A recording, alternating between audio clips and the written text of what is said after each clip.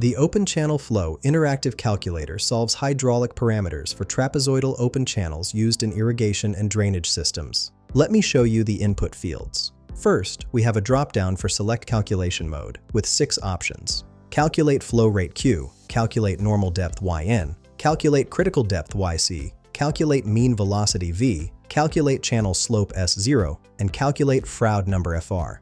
For this demonstration, I'm using calculate flow rate. Next, enter the bottom width B in meters. I'm using 2.5.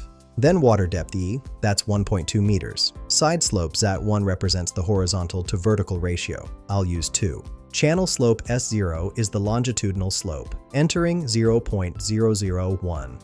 Finally, Manning's N is the roughness coefficient, using 0.015. After clicking Calculate, here are our results. The flow rate Q equals 10.210 cubic meters per second. Cross-sectional area is 5.880 square meters. Wetted perimeter measures 7.867 meters. Hydraulic radius equals 0.747 meters.